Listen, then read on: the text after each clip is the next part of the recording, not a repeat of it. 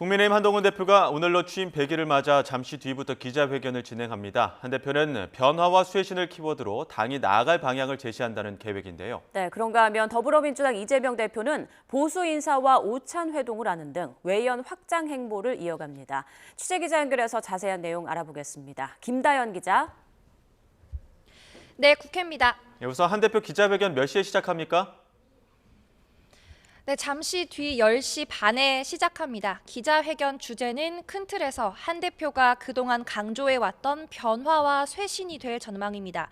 특히 중도층, 수도권, 청년 등 이른바 중수청 외연 확장과 한 대표가 강조해온 격차 해소도 언급될 거로 보입니다. 한 대표는 지난 7월 당대표 수락 연설에서 건강하고 생산적인 당정 관계를 약속했습니다. 또 당내 문제가 있을 때는 당원과 동료의 말을 경청하겠다고도 말했는데요. 100일이 지난 지금 당내 평가는 엇갈리고 있습니다.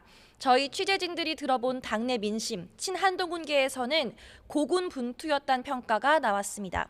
친한계 인사는 YTN과의 통화에서 대통령실도 당도 도와주지 않는 상황이지만 국민만 보고 걸어온 결과 재보궐선거에서 좋은 성과를 얻은 것 같다고 분석했습니다. 반면 친윤석열계는 이젠 통합이 필요하다고 강조하고 있습니다. 강명구 의원은 YTN 라디오에 출연해 한 대표가 혼자가 아니라 당원이 바라는 방향으로 함께 나아가야 한다고 강조했습니다. 그동안 의정 갈등이나 김건희 여사 논란 해법과 관련해 당 안팎 소통이 매끄럽지 않았다는 점을 지적한 거로 보입니다. 한 대표가 그동안 김 여사 관련 발언 수위를 높여온 만큼 오늘도 관련 언급이 있을지 주목되는데요. 당 관계자는 YTN에 한 대표가 이미 특별감찰관 추진이라는 카드를 띄웠고 여러 의견을 듣고 있는 단계이니만큼 추가적인 발언은 자제할 가능성이 크다고 말했습니다. 네, 민주당 상황도 알아보죠. 이재명 대표는 오늘 보수계 인사를 만난다고요? 네, 더불어민주당 이재명 대표는 오늘 보수 진영의 원로인 윤여준 전 환경부 장관을 만납니다. 앞서서는 김종인 전 국민의힘 비상대책위원장, 이상돈 중앙대 명예교수와 회동하며 전국 현안에 대한 조언을 구하기도 했는데요. 이처럼 진영을 넘나드는 만남을 두고 외연 확장을 노린 행보라는 평가가 지배적입니다. 또 오후에는 소상공인, 자영업자를 만나 간담회를 진행합니다.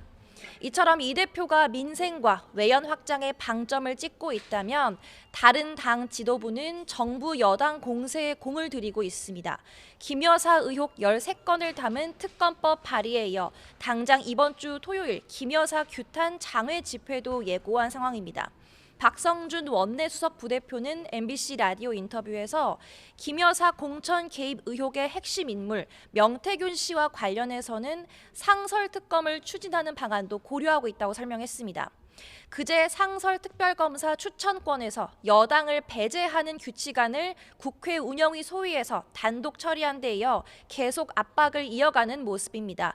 이 대표의 공직선거법 위반 사건 1심 재판이 보름 정도 앞으로 다가온 만큼 민주당의 이 같은 행보를 대국민 여론전으로 보는 시선도 적지 않습니다. 지금까지 국회에서 YTN 김다연입니다.